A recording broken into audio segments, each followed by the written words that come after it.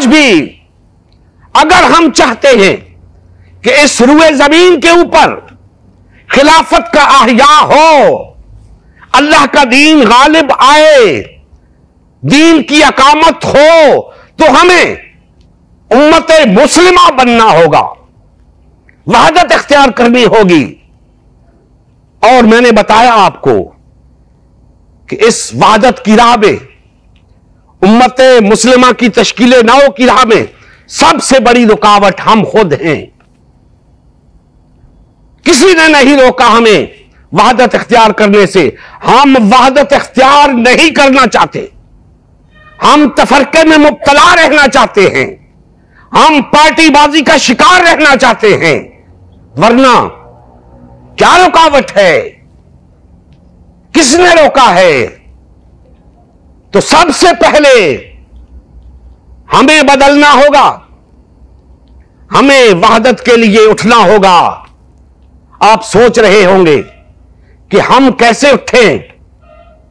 हमारे कायदीन, हमारी जमातें, हमारी जिंदगियां गुजर गईं, कोई फलां जमात में, कोई फलां जमात में।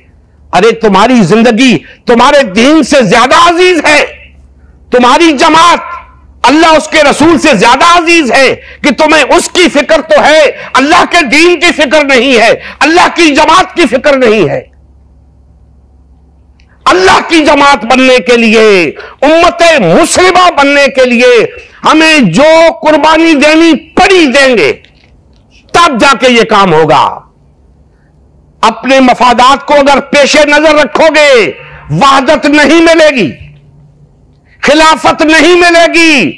इसी तरह जलील और रुस्वा होते रहोगे, दीन जमहूर के गुलाम रहोगे, महकूमी की जिंदगी बसर करोगे।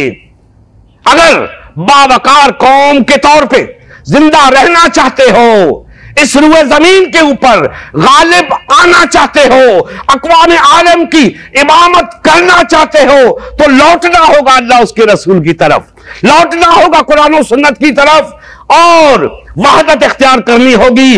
उम्मत मुस्लिमा बनना होगा, एक जमात बनना होगा, एक अमीर की अमारत और इमामत के अंदर चलना होगा।